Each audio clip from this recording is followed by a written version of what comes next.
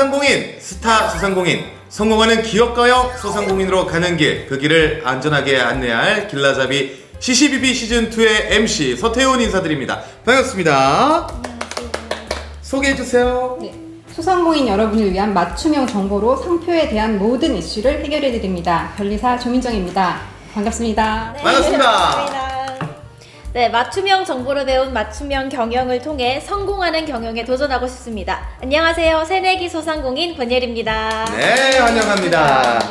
네, 바야흐로 상표 전쟁의 시대라고 해도 과언이 아닙니다. 네, 검색창에 상표 분쟁 이렇게 쳐보시면 엄청 많은 기사가 떠요. 실제로 그 최근 몇 년간의 특허청 통계에 따르면 특허 심판원에 접수된 상표권 침해 분쟁 사건이 약 3,500건에서 4,000건 정도 되는데요. 특허 분쟁 것보다 훨씬 많은 수치라고 합니다.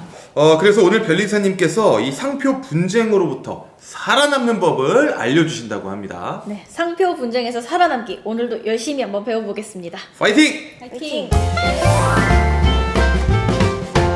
자, 사연 하나 먼저 소개해드리도록 하겠습니다.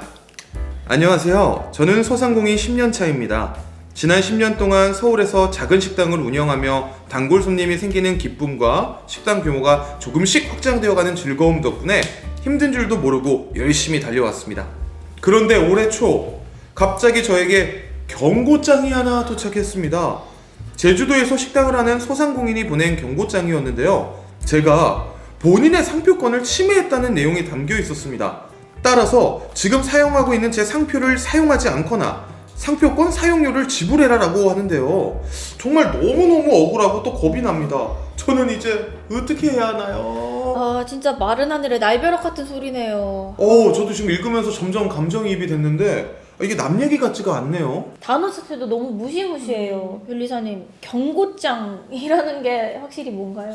뭐 경고라는 단어는 뭐 너무 익숙하게 알고 계시죠? 네. 예, 뭐 조심하거나 삼가도록 뭐 미리 주의를 줌.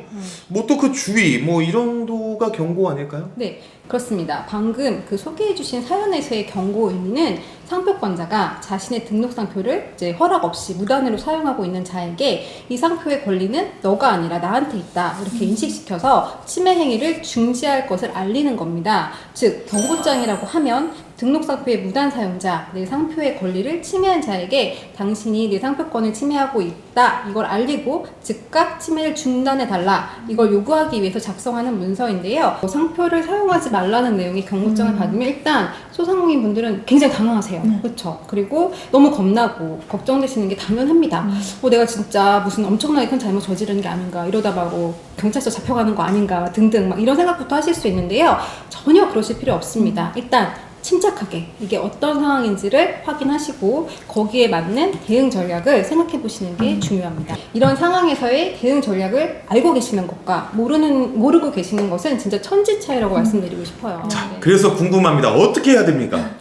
나한테 경고장이 날아왔다. 응. 그럼 제일 먼저 사실관계를 확인해 보셔야 됩니다. 일단 먼저 상대방이 주장하는 권리가 유효하게 존재하는 권리인지 이걸 먼저 확인하셔야 됩니다. 현재 유효하게 등록되어 있는 상표인지 여부를 꼭 확인해 보셔야 돼요. 그래서 해당 상표가 출원은 됐는데 거절이 된 상표라든지 아니면은 포기나 무효 아니면 존속기간 만료 등으로 소멸이 된 상태인지 이런 부분들을 확인하시면 상표권 침해가 성립되지 않을 수도 있습니다. 두 번째로 확인하셔야 될 부분은 내가 본인의 상표를 사용했다고 주장을 하는데 이게 정말 내가 상표적으로 사용을 한 건지 아니면 그냥 뭐 단순히 마케팅 문구나 이런 걸로 사용을 한 건지 이런 부분들. 그러니까 단순히 그냥 딱 상표로만 생각하는 게 아니라 이런 부분들도 저희가 체크를 해봐야겠네요. 그렇죠. 세 번째로 확인하실 부분이 있는데요. 효력 제한 사유라고 해서 아예 상표법에 딱 이건 효력이 제한된다고 규정한 사유가 있어요. 예. 예를 들어 상호 아까 저희가 앞전 사시에서 뭐라고 배웠죠? 회사의 이름, 이름이죠? 상인의 이름 그거로만 사용을 했다든지 즉 문자로 그냥 이렇게 아까 우아한 형제 등 이런 식으로 사용을 했다든지 등등의 내용이 규정되어 있는데요. 이런 효력 사유, 제한 사유에 해당하진 않는지 이것도 한번 확인해 볼 필요가 있습니다. 마지막으로 이런 것도 확인해 보셔야 되는데요. 그 사람이 주장하는 상표가 정말 내 상표랑 유사한가? 만약에 글자 하나도 안 틀리고 똑같은 상표라고 하면 뭐 반박의 여지가 없겠죠. 근데 똑같은 게 아니라 일부분만 유사하다 정도라면 이러한 부분들에 대해서는 정말 그 사람의 유사한 상표로서 침해를 구성하는 게 맞는지를 확인해 볼 필요가 있습니다. 자, 그럼 우리가 오늘 배운 대로 저희가 한번 이렇게 좀 조사를 해봤더니 이거 상표권 침해가 아닌데 이 사람 좀 억지스러운 주장을 하고 있는 거 아닌가? 자, 이런 생각이 들 때 이때 뭐 그냥 넘어가야 되나요? 뭐 어떻게 해야 될까요? 일단 침해가 아니다라고 이제 확실하게 딱 판단이 되시면 침해가 아니다라는 부분에 대해서 논리적으로 반박을 하셔도 되고요. 뭐 예를 들어 지금 배운 대로 효력자는 세워둔데 뭐 이런 식으로. 그래서 만약에 침해가 아니니까 더 이상 나한테 쓸데없이 권리를 주장하거나 아니면 나를 귀찮게 하지 마라 뭐 이렇게 간단하게 회신을 하셔도 되고, 아니면 사실 그냥 무응답으로 그냥 무시하셔도 됩니다. 어차피 나는 문제가 없으니까. 네. 자, 그럼 반대로 다양한 방법을 통해 확인을 해봤더니 나는 진짜 뭐 몰랐지만 내가 진짜로 이 사람의 상표권을 침해하고 있었네? 이럴 땐 어떻게 해요? 검토했는데 실제로 내가 다른 사람 상표권을 침해하고 있다라고 판단이 되시면 이 경우에도 여러 가지 대응 방법이 있습니다. 일단은 이 상대방의 상표권에 등록을 무효시킬 수 있는 또는 취소시킬 수 있는 사유가 있는지 검토한 후에 법률적인 대응을 진행하는 방안이 있습니다. 그다음 또 하나 다른 대응 방법으로 그 상대방의 상표 출원 이전에 내가 먼저 상표를 사용하고 있지는 않았는지, 즉 선사용권을 주장할 수 있는지의 여부도 먼저 검토해 볼 수 있어요. 기본적으로 우리나라는 선출원주의라고 해서 먼저 신청한 사람한테 권리를 주고 있습니다. 네. 하지만 또 나왔네. 둘, 셋. 하지만 예외적인 상황이 존재합니다. 실제로 내가 이 상표를 오랫동안 사용해 왔지만 상표 뭐 등록이라던가 이런 법률적인 부분을 정말 잘 몰라서 등록하지 못하는 분들도 계시잖아요. 이런 경우에 남의 상표를 침해했다 이렇게 상황이 처음 너무 억울하니까 이걸 방지하기 위해서 먼저 사용한 거에 대한 권리, 즉 선사용권을 주장할 수 있도록 법률적인 방안을 마련해 놓고 있어요. 하지만 이 먼저 사용했다는 이유로 무조건 인정해 주지는 않을 것 같거든요. 혹시 충족해야 하는 조건이 있을까요? 네, 있습니다. 인정 조건이 있는데요. 그러니까 먼저 시간. 그러니까 예를 들어 나는 2020년부터 이 상표를 사용했는데 2021년에 상표를 출원한 사람이 경고장 날렸다. 한 1년 정도 먼저 사용한 거죠. 이런 경우에 사실 선사용권이 좀 인정되기 힘듭니다. 그리고 뭐 매출액이나 인지도도 중요한데요. 상표로 등록은 되어 있지 않지만 이미 연간 매출이 어마어마하고 뭐 수많은 광고 매체를 통해서 알려져 있고 소비자 인지도 역시 월등하다. 뭐 이런 경우인데 뭐 사실 해운대 암소 갈비집 정도의 막 그 정도는 아니다 하더라도 어느 정도 인지도가 이제 있다고 하면은 이 상표를 먼저 사용했다는 선사용권에 대해서 권리를 인정받을 수 있습니다. 근데 여기서 조금 주의하셔야 될 게 이건 선사용권이거든요. 네. 결국 등록을 가져오는 건 아니에요. 그냥 먼저 사용할 수 있는 권리만 주는 거지 등록은 그 출원한 분한테 가게 되기 때문에 등록까지 가져오기 위해서는 아까 말씀드렸던 뭐 무효심판이라든지 다른 법률적인 대응을 통해서 뭐 찾아오셔야 되는 그런 부분이 있습니다. 근데 여기서 잠깐 약간 요런 경우는 어떨지 궁금합니다. 뭐 이것저것 뭐 다 해봤어요. 이건 누가 봐도 내가 타인의 상표를 침해한 게 분명하다. 그런데 나는 진짜 이 상표를 너무 쓰고 싶어요. 이럴 때는 어떻게 해야 될까요? 이런 경우에는 그 상대방에게 상표 사용권 설정, 즉 라이센스 보통 계약이라고 하죠. 예? 이걸 통해서 사용할 수 있는 방안도 검토해 볼 수 있습니다. 자, 사연 하나 더 읽어보도록 하겠습니다. 이번에는 앞서 만나본 사례와 반대의 상황인 것 같아요. 안녕하세요. 저는 작은 커피숍을 운영하는 소상공인입니다.